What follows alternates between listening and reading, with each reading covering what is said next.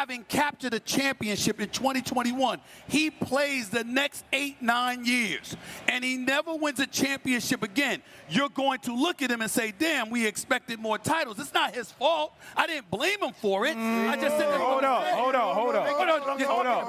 See, this. Okay, so in today's video, we got to talk about this ring culture debate that LeBron James started on this podcast. Now, this has been a hot topic for quite some time now, but since LeBron James addressed it recently on the Mind Your Game podcast with Steve Nash, the topic just blew up. And, you know, of course, Stephen A. Smith and ESPN First Take, they're going to try to do everything in their power to constantly talk about what LeBron James is talking about on this podcast, right? So initially, this is what Stephen A. Smith said in response on First Take. Let's check that out right here. Before I highlight Gilbert Arenas, T-Mac, and JWill checking Stephen A. Smith live on ESPN. Let's check out what Stephen A. Smith said initially after LeBron James made a comment about the ring culture debate inside the NBA. Here's a clip right here. You brought up LeBron and the rings, okay? Who's devalued LeBron? See, that's the BS that we have to stop letting him and his camp get away. Lots of people have. Once again, no, excuse me. When we talk about the GOAT, because he's not in a lot of people's eyes, it's Michael Jordan. That is it. That is it. Everybody recognizes him as a 4-time champion. Everybody universally recognizes him as one of the top 3 players in the history of basketball. What the hell else do you want? A diaper and a bib? What do you want? Do you want us to feed you some applesauce or something? My God, what more can you do? It's factually incorrect when they walk around acting like he's been devalued. It is not true. It is not true. Now, let's get to the point that you and I do agree about. If it didn't mean much or shouldn't mean much, well then, why were you so relieved to finally have one? Okay, so that's what Stephen A. Smith said in response to LeBron James on ring culture. And obviously, we know Stephen A. Smith was going to disagree with LeBron James because he continues to come out and say that he does not like LeBron James. And we all know that now, especially with LeBron confronting Stephen A. Smith and then Stephen A. Smith doing a tour run, talking about LeBron and finally revealing to everybody that him and LeBron James don't like each other behind the scenes. And that has been something that has been going on for quite some time now, right? So yeah, guys, they had the same discussion live on ESPN First Take with Tracy Mcgrady, JWill, and Gilbert Arenas. And I would like to highlight their response and show you guys everything that went down live on air when they had discussed the topic about ring culture because, you know, Gilbert Arenas defended LeBron and Tracy Mcgrady also shared the same sentiment because it's like, yo, you sat up here and was sitting here saying that Giannis Antetokounmpo is a failure pretty much, all because, you know, he hasn't been able to get over the hump after winning one championship. And remember, recently, JWill had to check Stephen A. Smith and said that, you know, Stephen A. Smith had one of the worst takes ever for saying that, you know, Giannis Antetokounmpo is a failure. That was one of your worst takes I've heard in a long time, man. That was horrible. Mm-hmm. I had to, you know, like I'm the little brother that has this filled with the venom sometimes when you and I go at each other, and it's all love because it's always love. But I think we really need to do a better job of reframing some of these conversations, right? And if you were to say that the franchise, the Milwaukee Bucks, have underachieved or are the biggest underachievers with the talent of Giannis, fair. But a guy who has a 50-point closeout game, a guy who's never chased any of these dream team scenarios, a guy who is a finals MVP, a guy who's a multi-time all-star, all NBA, all everything, global face of the game, the fact that he brought an NBA championship to Milwaukee, in the midst of the fire that he did, to call him an underachiever, I just think is an asinine comment.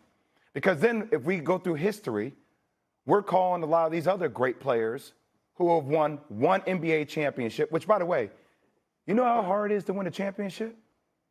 It's one of the hardest. It's like, okay, my college career, I'm an underachiever because my freshman and my junior year, we lost to Florida in the Sweet 16, and we lost to Indiana in the Sweet 16, and both of them went on to lose in a national championship game, but I got one my sophomore year, so I'm an underachiever because I should have more. So you're calling Allen Iverson an underachiever. You're calling Dirk an underachiever. You're calling KG an underachiever.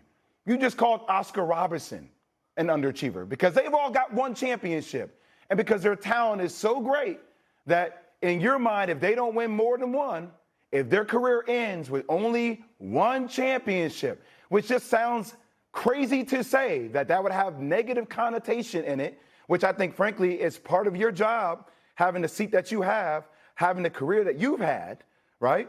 We got to frame these conversations because there's no way in hell anybody who watches basketball, who knows the level of greatness that comes along with Giannis, would say that he's an underachiever. Let's get into this recent clip of Tracy Mcgrady JWill and Gilbert Arenas checking Stephen A. Smith on Ring Culture, man. Let's check out this clip right here. Be sure to hit that like button for me if you haven't already. That helps this YouTube channel continue to grow.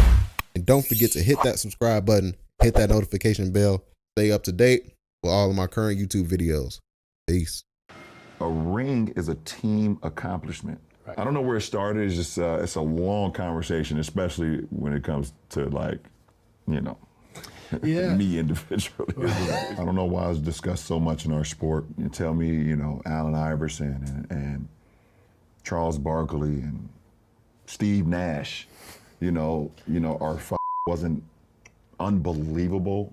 Like, oh, they can't be talked about or discussed with these guys just because this guy won one ring or won two rings or won, like, it's just weird to me. It's like saying Peyton Manning can't be in the same room with Brady or Mahomes because he only has one ring. Stuff like that. We're not saying you're not great. We're not saying you're not a Hall of Famer. What we're saying is there's levels, and we're respecting it. That's all. That's all. And we're looking at what you have around you. And by the way, Barkley had Kevin Johnson, Dan Marley, and these cats too. He ain't on scrub team now. I know you scrub team. He's on scrub team now. You better land in a good spot if you want to be great. Yes. That's all I have to say. That you're saying are not great, but it comes off that way. Listen, see, we just call Giannis an underachiever. I said, time. You just call Giannis an underachiever. Not. How does that diminish his, that doesn't diminish his greatness? Time out, y'all. See?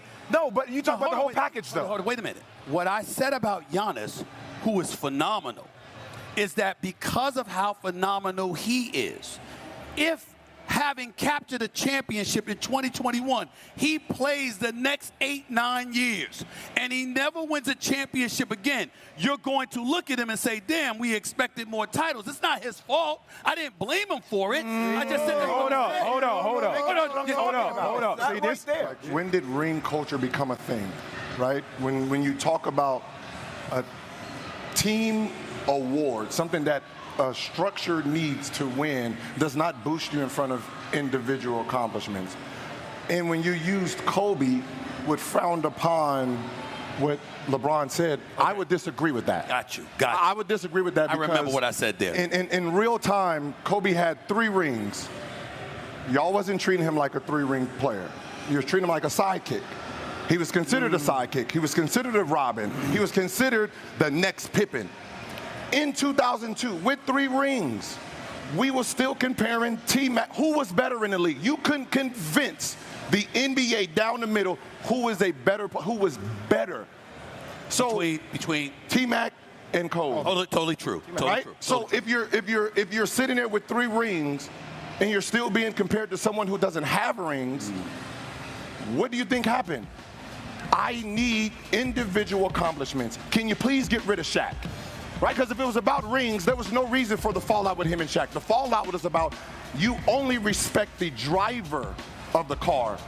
No one respects the passenger of rings. You want to go, T-Mac? I don't know what he said wrong, but go ahead. I don't think LeBron said anything wrong. To add to your point, got it. What happens is when we diminish the likes of the other players, I'll tell you where it really affects people like athletes.